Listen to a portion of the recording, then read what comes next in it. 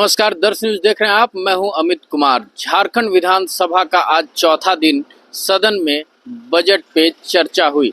वहीं बजट पे चर्चा के साथ साथ विपक्ष के जो नेता हैं वो लगातार जेएसएससी मामले को लेकर हंगामा करते नजर आ रहे थे। तो सरकार जहां बजट पे चर्चा कर रही थी, वहीं दूसरी तरफ झारखंड बिजली बोर्ड निगम ने झारखंड के उपभोक्ताओं पे 35 पैसा अतिरिक्त बिजली का बोझ बढ़ा दिया है। यानी पर यूनिट अब 35 पैसा ज़्यादा लगेंगे। इसको लेकर भी विपक्ष काफ़ी हंगामा करते और सदन से वॉकआउट करते नजर आए। तो क्या कुछ कह रहे हैं पक्ष और विपक्ष के विधायक, आइए सुनते हैं। फ्री किए, लेकिन आम लोगों के लिए 7.6% से बिजली दर बढ़ोतरी हो गई। तो सरकार क्या मतलब एक तरफ से दे के और ज़्यादा लेने में इंटरेस्ट है, या आपको लग रहा है कि नहीं हम लोगों ने गरीबों को दिया, अमीरों से लिया? देखिए, 100 यूनिट में 20 लाख परिवार उसमें लाभान्वित हुए और 125 यूनिट होने से 30 लाख कंज्यूमर तक लाभान्वित हुए।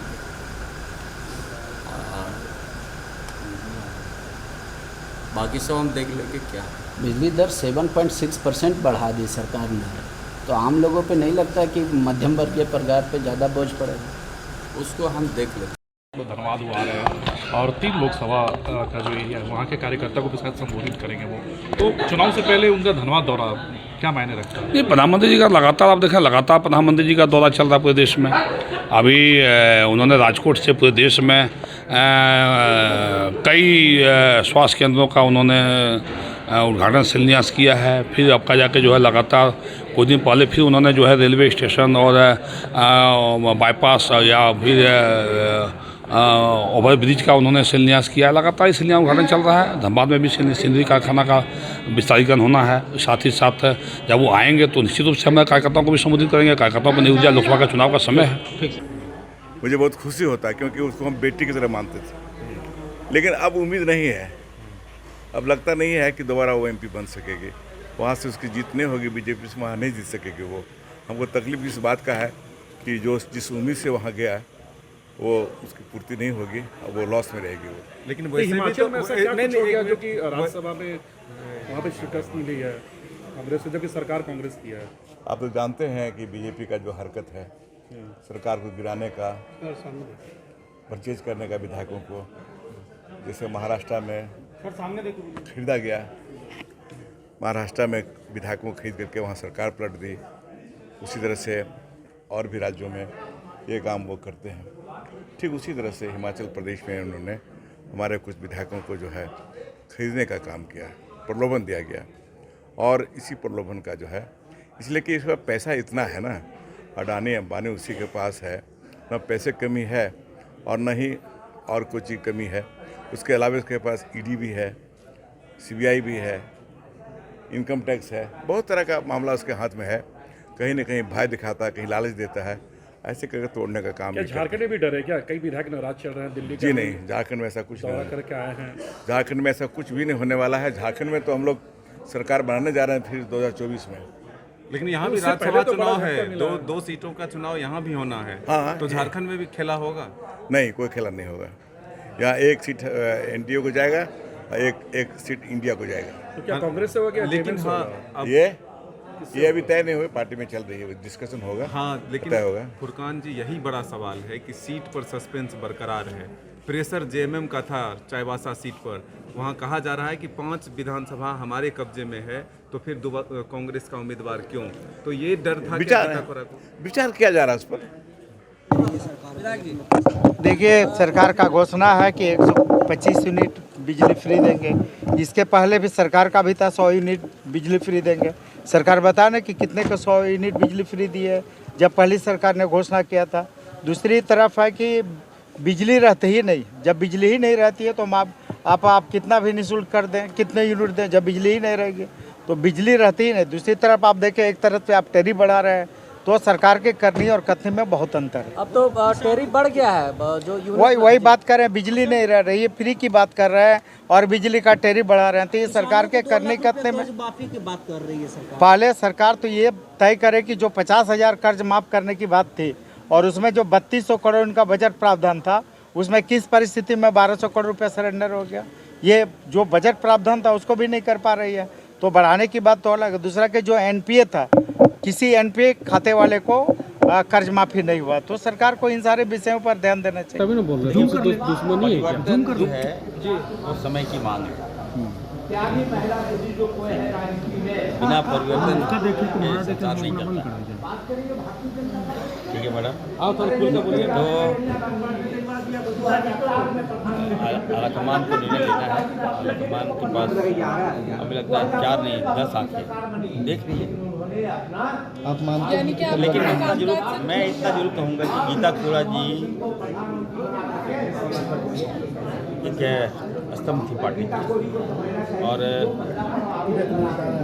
आदिवासियों में एक अच्छा पकड़ था। उनके पार्टी छोड़ने से निश्चित तौर पर कांग्रेस पार्टी को। अच्छा, ये नेतृत्व प्रदेश नेतृत्व की वजह से ऐसा हुआ, आप मानते हैं कमजोरी प्रदेश नेतृत्व की? ये तो आपको उनसे पूछना होगा। मैं आप क्या मानते हैं? ये जो कार्यकारी अध्यक्ष जो है दिल्ली कैंप किए हुए हैं और प्रदेश माइक पीछे रखोगे तो ऑडियो आएगा भाई। आप कैसे मानते हैं? घर समेट नहीं पा रहे हैं क्या प्रदेश अध्यक्ष? देखिए, आप मीडिया में बोल दें और आप चला दीजिएगा, हमारे रिश्ते को और ख़राब कर दीजिएगा, ऐसी बात नहीं। व्यक्तिगत टिप्पणी नहीं। जो लोग गए हैं आप उनसे पूछिए, वो किनसे मिले, क्या बातें कहा, यही बेटर होगा। और आप मीडिया में अगर कांग्रेस मजबूत होती है तो कांग्रेस के आप सच्चे बोलना चाहिए, चुप रहेंगे तो पार्टी को नुकसान होगा। मेरे बोलने से मंत्री हट गया। आप लोगों ने हिमाचल वाली ताकत नहीं दिखाई ना। नहीं, ताकत की बात नहीं। आप लोगों के कारण हम अपने मंत्रियों से भी खराब हो गए। ये हाल है, वो हाल है। जहाँ आप लोग बोले हॉस्पिटल में डॉक्टर नहीं है और ये है, ये व्यवस्था है, वो व्यवस्था, हमने आपकी आवाज़ को रखा और आप लोग कह रहे हैं कि खाली हाथ वापस आ। लेकिन जनता की नज़र में तो आप लोग हिट करेगा ना, हीरो बन गया, जनता के हीरो है ना। और हमें खुशी भी है, हमारे जितने भी पंचायत के जनप्रतिनिधि हैं उनको मान सम्मान दिलाने का काम हमारी सरकार ने ही किया है। पूर्व में हमारी सरकार कुछ ही समय के लिए थी, लेकिन उसी समय जो पंचायत प्रतिनिधि है उनको मानदेय देने का काम हमारी सरकार ने किया। अभी फिर से हमारी सरकार बनी तो जो पंचायत प्रतिनिधि है, चाहे मुखिया हो, चाहे वार्ड सदस्य हो, चाहे जिला परिषद सदस्य हो, सभी जनप्रतिनिधियों को सम्मान देने का काम अभी हमारी सरकार, मानदेय जो है 2500 रुपया बढ़ा के देने का काम किया है। और रहा बात अभी आज हमने जो मामला उठाया था, क्योंकि राज्य वित्त आयोग के द्वारा राशि प्रदान की जाती है विभिन्न योजनाओं से संबंधित, तो उसमें कहीं ना कहीं लगातार जो पंचायत के जनप्रतिनिधि हैं उनके द्वारा आवाज़ उठाई जा रही थी कि उन तक पैसे की आवंटन नहीं हो रही है।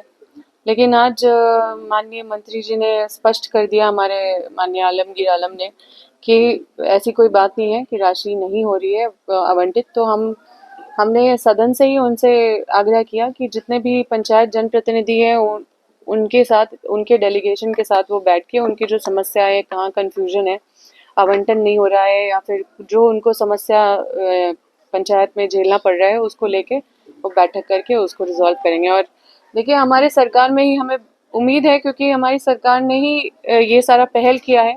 पूर्व की कितनी भी सरकारें जो विपक्ष के द्वारा बनाई गई।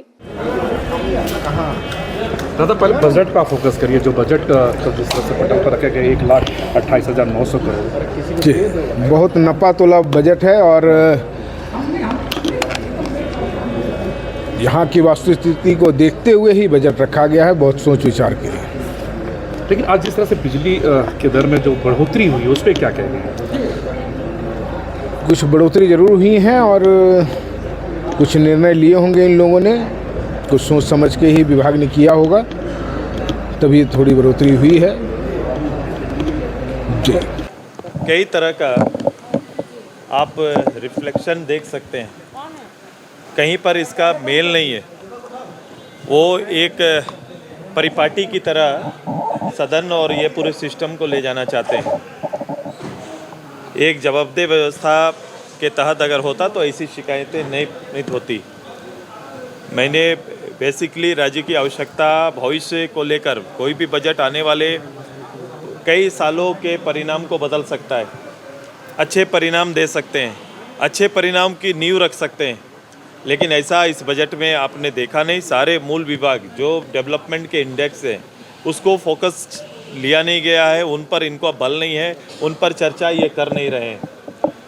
और जो भी टारगेट इन्होंने तय किया है योजनाओं का, वो टारगेट इनके सरकार की कार्यकाल से आगे का है। ये 2027 का गारंटी दे रहे हैं, 2029 की कई योजनाओं में गारंटी दे रहे हैं। लैंड से लेकर पानी के प्रबंधन से लेकर शिक्षा की बेहतर क्वालिटी शिक्षा को लेकर, हेल्थ के बेहतर को लेकर, इन सारे विषयों पर इनका डाटा, इनका बजट बड़ा कमज़ोर पड़ा है और कोई एरिया इन्होंने तय नहीं किया है। आपने कहा 31% हर विभाग में वैकेंसी है, सरकार उस पर नहीं ले रही, युवाओं का कुछ नहीं हो रहा है इस राज्य में। ये अलग अलग पद, मैंने कहा कि 2,48,000 से ज़्यादा जो पद हैं, जिसको क्रिएट किया हुआ पद है सरकार का, जो डायरेक्ट गवर्नमेंट, सेमी गवर्नमेंट या फिर सहयोग से चलने वाले जितने भी हैं, इतने पद अभी भी रिक्त हैं। और उसमें से सबसे ज़्यादा शिक्षा विभाग में तकरीबन 1.5 लाख पद शिक्षा विभाग का खाली है। जिस राज्य के अंदर 1.5 लाख पद शिक्षा विभाग का खाली होगा, वहाँ का शिक्षा व्यवस्था क्या हो सकता है, इसकी कल्पना कर सकते हैं। तो आपको क्या लगता है, सरकार की मंशा नहीं है नौकरी देना, या सरकार इतनी तरीके से लीगली फंसी हुई है कि कभी कोर्ट नियोजन में या हाँ वो आपने देखा जब गवर्नमेंट आई तो सरकार ने सबसे ज़्यादा बात और चर्चा सरकार के आने 2019 में कि वो नौकरी नियोजन पर ही बात किए थे, वो नियोजन की ही चर्चा किए थे। उन्होंने इस राज्य के लिए नीति बनाना और नियोजन करना जो सबसे बड़ा विषय था। बीच के बजट में आपने देखा एक बजट वर्ष को ही उन्होंने नियुक्ति वर्ष के रूप में परिणत कर दिया था और इसकी चर्चाएं प्रारंभ कर दी थी। अंततः मैंने आज डाटा पढ़ा है, ये 8,000 से ज़्यादा, 8,000 के आसपास का ये डाटा जो डायरेक्ट गवर्नमेंट और सभी गवर्नमेंट में टोटल इतना ही लोगों को नियुक्ति सरकार दे पाई है। ये तो अभी आपने देखा क्या कुछ कहते नजर आ रहे थे सत्ता पक्ष और विपक्ष के विधायक। सदन में जो चर्चा चल रही है उसे लेकर और खासकर बिजली बिल में जो बढ़ोतरी हो रही है उसे लेकर कल आने वाला जो बजट सत्र का 5वां दिन होगा वो भी हंगामेदार नजर आ सकता है। ऐसे ही तमाम खबरों के साथ जुड़े रहने के लिए हमारे चैनल को लाइक एंड सब्सक्राइब जरूर करें। अमित कुमार, दर्श न्यूज, रांची।